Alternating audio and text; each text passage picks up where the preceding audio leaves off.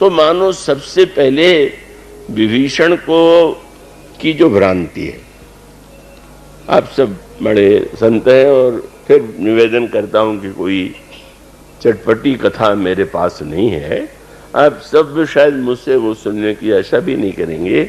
उसका अभिप्राय ये है कि श्री हनुमान जी जो हैं विभीषण को जगाने आए। अब इसको आध्यात्मिक अर्थों में देखिए, गोस्वामी जी कहते हैं जिस समय हनुमान जी विभीषण के द्वार पर जाकर के खड़े हुए, ताही समय विभीषण जागा, का उसी समय विभीषण जग गए। तो एक तात्पर्य तो है कि प्रातः काल पहुंचे होंगे 4 बजे, इसलिए विभीषण जग गए। पर गोस्वामी जी यह बताना चाहते हैं कि रावण के नगर में जो रहता है वो सोते ही रहता है। क्यों? तो भाई आप पढ़ेंगे, मोह निशा सब सो निहारा, देखिए सपन अनेक प्रकारा। मोह की रात्रि में जीव सोया हुआ। रावण गोस्वामी जी कहते हैं मूर्तिमान मोह है, और इसका अभिप्राय जब तक हम मोहग्रस्त हैं तब तक हम सुषुप्त हैं, तब तक हम जागृत नहीं होते। और संत का दर्शन और संत के सत्संग का फल ये है कि हम सोते से जग जाएं। जीव जो अब तक सोया हुआ था आज जग गया। जब लक्ष्मण जी ने निषाद राज को उपदेश दिया तो किसी ने पूछा लक्ष्मण जी ने कितने देर तक निषाद राज को उपदेश दिया था। आजकल घंटा घड़ी का पता लगाने में लोग बड़े व्यग्र रहते। गीता कितने देर में भगवान ने सुनाई? जब सेना दोनों ओर खड़ी थी तो कैसे वो लोग खड़े रह गए? सोचने की पद्धति अनोखी। गोस्वामी जी से किसी ने पूछा महाराज लक्ष्मण जी का प्रवचन कितने देर चला?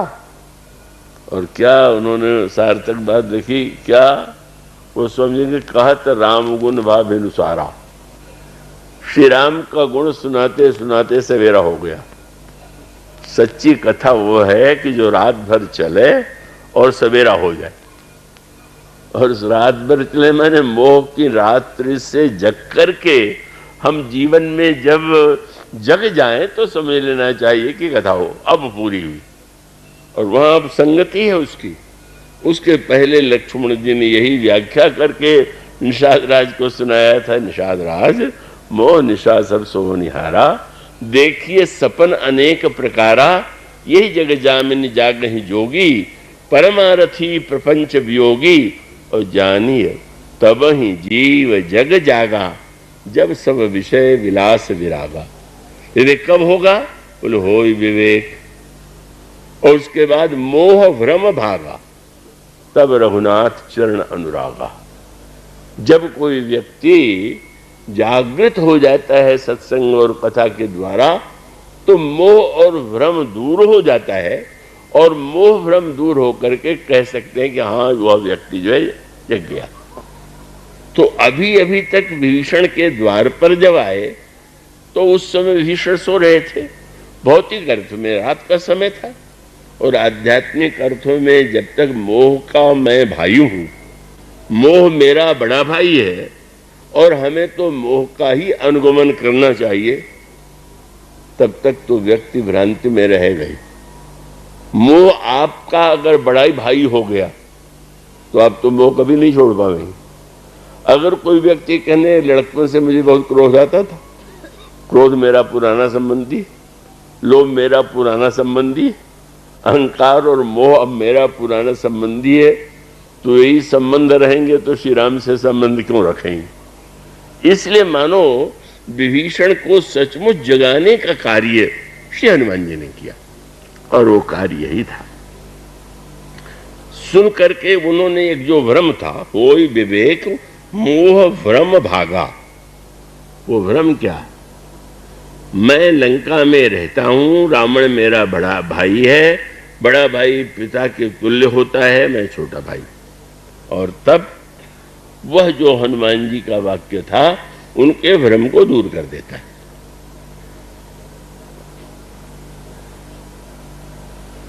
और वह उत्तर एक वाक्य के द्वारा सांकेतिक भाषा में कह दिया। जब उन्होंने पूछा भीषण जी ने आपका परिचय, तो उन्होंने राम कथा सुना दिया। तब हनुमंत कही सब राम कथा, और उन्होंने कहा कि कम से कम कथावाचक जी का नाम तो पता चल जाए। हाँ, तो मेरा नाम हनुमान है। विभीषण को तो बता दिया और किसी को नहीं बताया, लेकिन बताने के बाद अपने नाम का जो फल बता दिया वो और समस्या। बोले मेरा नाम तो हनुमान है, पर पहले समझ लो कि मेरे नाम का फल क्या है। बोले प्रात ले जो नाम हमारा, ते दिन ताहि न मिले आहार। सवेरे सवेरे जो मेरा नाम ले ले उसको भोजन न मिले।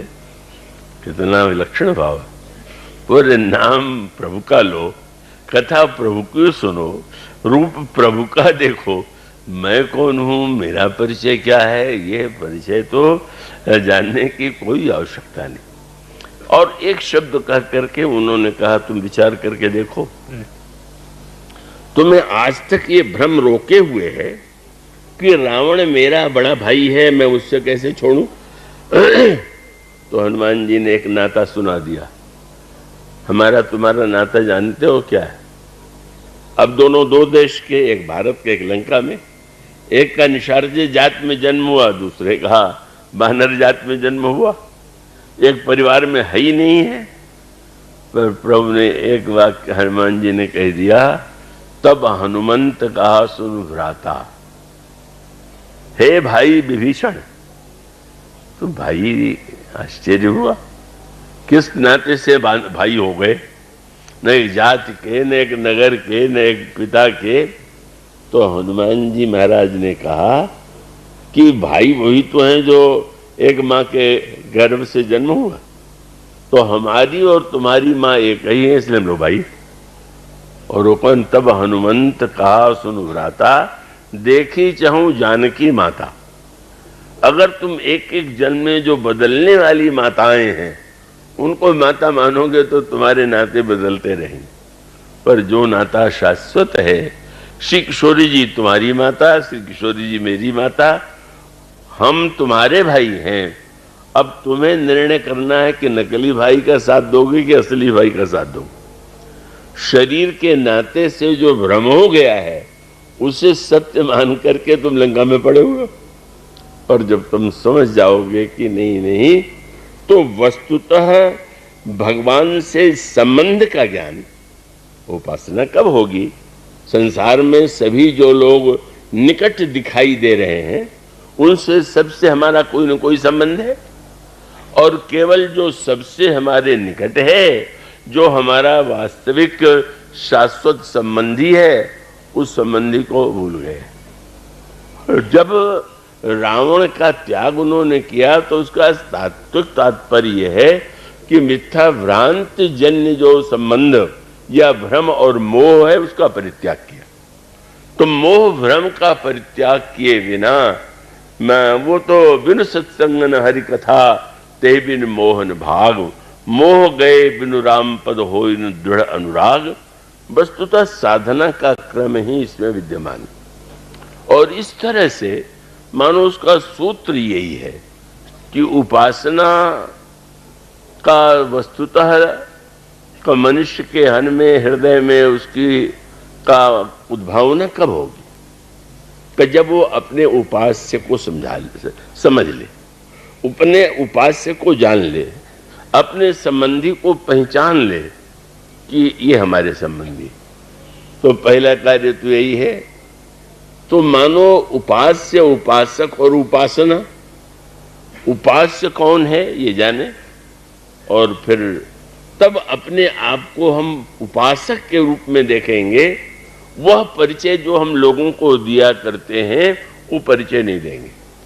और फिर उपासना, जब विभीषण और प्रभु का संवाद हुआ तो प्रभु ने जो उपदेश दिया और अंत में ये कहा कि मेरा जो उपासक है उसमें ये लक्षण विद्यमान रहते हैं, और विभीषण तुम तो संत हो। साधारणतया तो संत उसे कहते हैं जो गृह त्यागी है या विशेष प्रकार का वस्त्र धारण करता है। तो विभीषण जी तो राजवेश में रहते हैं और वो गृह त्यागी भी नहीं है, सन्यासी भी नहीं है, पर भगवान ने कहा तुम सारिक है संत प्रिय मोरे, धर्म देह नहीं आने हो रे, तुम जैसा संत। और उस समय भगवान ने जो 2-3 सूत्र दिए बहुत ही मधुर है, और उसी में प्रभु ने कहा मेरे उपासक का ये लक्षण है, और ये उपासक के लक्षण तुम्हें विद्यमान। सगुण उपासक परहित नृत नेम दृढ़ नेम। भगवान ने जब उपासक का लक्षण बताया तो अनेकों सूत्र बताए। क्या? संसार में जिनसे तुम ममता जोड़ोगे क्या वो तुम्हें बांधेंगे अवश्य, क्योंकि ममता जहां जिससे जुड़ गई उससे व्यक्ति जुड़ गया।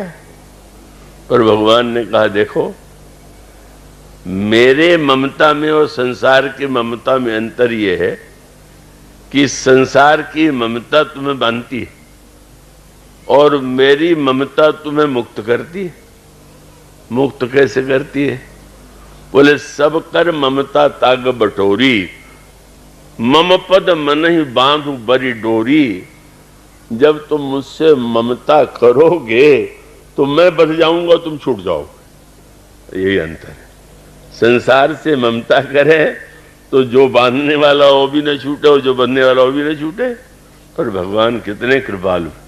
उन्होंने कहा अगर कोई व्यक्ति मुझसे ममता जोड़ ले तो मैं बंध जाऊंगा। प्रभु ममता का बंधन स्वयं स्वीकार करने की कृपा करते हैं। ऐसा संबंधी भला कौन मिलेगा जो बांधता नहीं है, जो बंधता है। तो मानो प्रभु ने एक अनोखापन जिसकी ओर संकेत किया, और दूसरा संकेत बहुत मीठा है कि अच्छा कैसे पता चले कि ये व्यक्ति भगवान का भक्त है। तो उसको उपासना कर तो वह भगवान के समीप, और समीप सबसे अधिक भगवान है, और सबके हृदय में भगवान बैठे हुए। चाहे संत हो चाहे असंत हो, अच्छा हो बुरा हो, भगवान है। तो फिर अंतर क्या रह गया संत असंत में? जब सर्वत्र हैं, सबके हृदय में हैं, तो फिर तो कोई अंतर संत असंत में नहीं है। प्रभु ने कहा नहीं, एक अंतर है। कैसे पहचाने कि ये असंत है असंत है? बोले सबके हृदय में मैं जो निर्गुण निराकार के रूप में बैठा हुआ हूं वह तो सभी जीवों का लक्षण है। पर संत किसे माने? भगवान ने कहा सबके हृदय में रहता हूं एक, और जो हमारे हृदय में रहता है वो संत है, और मेरे हृदय में जो नहीं रहता वो संत नहीं। ये संत का बहुत विलक्षण अर्थ है, लक्षण है। क्या? बोले भक्त और अभक्त का क्या लक्षण है, संत असंत का क्या लक्षण है? जब भगवान सब में विद्यमान है तो सब में विद्यमान है, तो कौन संत असंत? प्रभु ने कह दिया अस सज्जन मम उर बस कैसे। जो मेरे हृदय में, हमारे हृदय में तो भगवान रहते हैं, लेकिन भगवान के हृदय में हम स्थान पा जाएं, भगवान अपने हृदय में हमें बसा लें। प्रभु ने कहा कि बस ये तुम याद रखो, अस सज्जन मम उर बस कैसे। और ये बहुत मीठी बात कही कि शायद तुम्हें ये कहते हो लोग कि भीषण लोभी है, राज्य के लोभ से आ गया यहाँ पर। तो मैं बताना चाहता हूँ कि असली लोभी तो मैं हूँ। क्यों? बोले अस सज्जन मम उर बस कैसे, लोभी हृदय बसत धन जैसे। जैसे लोभी धन के लिए बेचैन रहता, कितना भी धन आवे पर उसे संतोष नहीं होता। लेकिन इसी तरह से चाहे जितने संत आते जाएं, लेकिन मैं इतना लोभी हूं कि कभी संतोष ही नहीं होता। और यही होता है कि नहीं, प्रत्येक जो हृदय में प्रभु के निवास करने लगे, प्रभु जिसे प्रभु ने स्वीकार कर ले। दोहली रामायण का दोहा गोस्वामी जी ने से किसी ने पूछा किसका भजन करें, और तब उन्होंने जो उत्तर दिया कितना सुंदर। बोले सबई कहावत राम के। सब लोग यही तो कहते हैं कि भाई मैं ईश्वर का हूं। सबई कहावत राम के, और सब ही राम की आस, सब राम का ही की आशा लगाए हुए हैं और सब राम के कहला रहे हैं। लेकिन किसका भजन करें? राम कहें जेहि आपनो तेहि भज तुलसीदास। वो तो कहें कि तो उनका मैं ये मेरा है, हमारे कहने से क्या हुआ? वो स्वामी शरणानंद जी महाराज थे, प्रज्ञा चक्षु नेत्र नहीं था, वृंदावन में बिहारी जी का दर्शन के लिए जाने लगे। भक्त तो उन्होंने कहा मुझे भी लिए चलो, तो लोगों को हंसी आई, लेकिन अब कह रहे हैं महाराज तो चलने ही चलना चाहिए।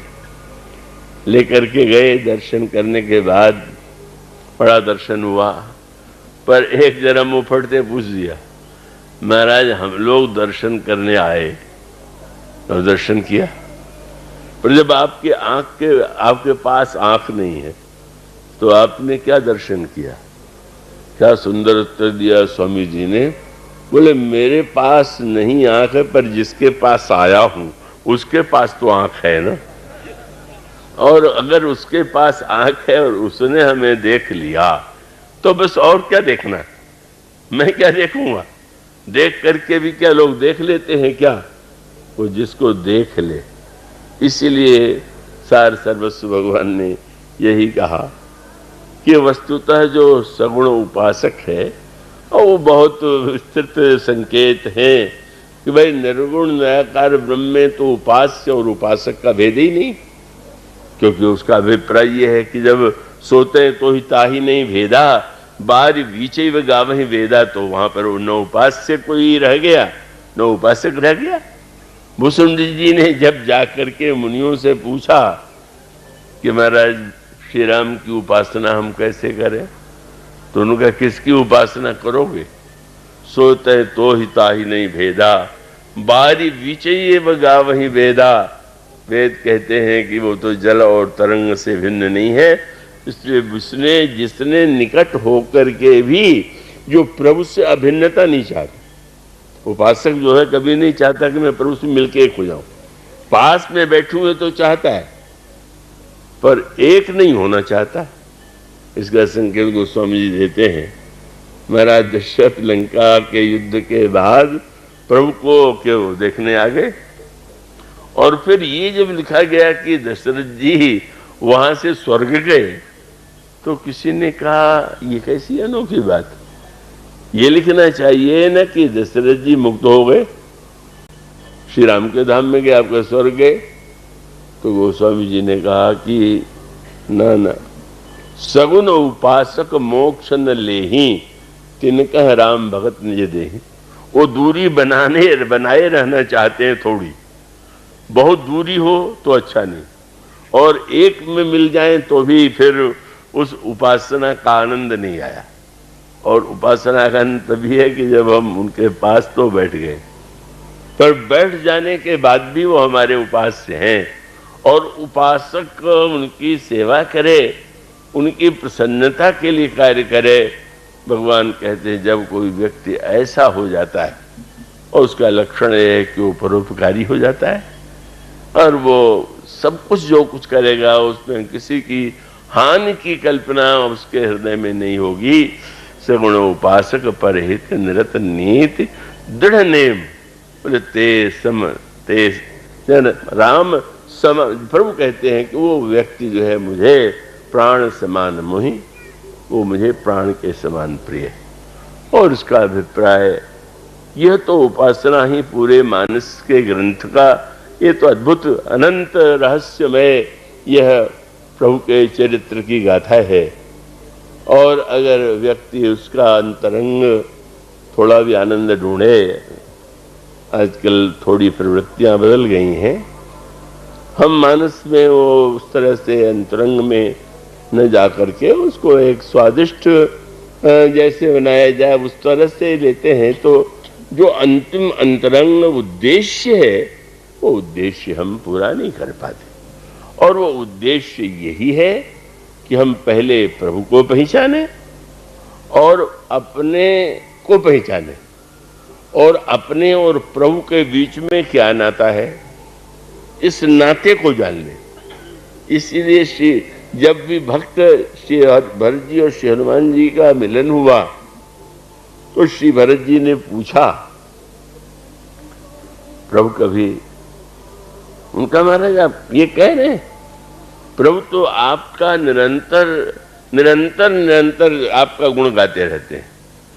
तो श्री भरत जी को संतोष बिल्कुल नहीं हुआ। क्या कहते हैं? बोले ऐसा कोई ज्ञानी नहीं, ऐसा कोई विरागी नहीं, ऐसा कोई संत नहीं। भरत जी महाराज को संतोष नहीं हो रहा। तब उन्होंने अंत में पूछा, इस रूप में याद करते हैं, मैं इसको कोई हमें आनंद नहीं आ रहा। तब बोले, सुनु कपि कबहु कृपालु गोसाई, सुमिरहि मोहि दास की नाई। कभी वे कहते हैं क्या कि भरत मेरा दास, मेरे साथ अगर मेरा लग गया तो मैं धन्य हो गया। और कितना भी गुणयुक्त प्रभु मेरी प्रशंसा करें तो मुझे संदेश नहीं है। यह जो दिव्य प्रभु की उपासना है और उस उपासना के जो विविध माध्यम है और जो उसका स्वरूप है वो तो अनंत रहस्य से युक्त है और विविध उपासकों के चरित्रों में, पात्रों में, उनकी वाणी में वो परिलक्षित होता है। वस्तुतः तो 3 दिन कथा कहने में मुझे ही संतोष नहीं होता और 3 दिन में क्या चर्चा हो सकती है, पर वो प्रभु के अनंत गुण को तो किसी के लिए संभव नहीं है, मेरे लिए तो सर्वथा ही असंभव है। बस केवल इतना ही कि प्रभु की बड़ी बड़ी क्या अनंत करुणा में है, करुणा है कि उन्होंने एक व्यक्ति को माध्यम बना करके उसे सौभाग्य दिया कि वह उनके रहस्य, उनके चरित्र के विषय में कुछ कह सके। और फिर जहाँ पर संत हों, जहाँ सचमुच उपासक हों, भक्त हों, उनके साथ उनके सामने चर्चा करने से उस रस की अनगिनत वृद्धि हुई।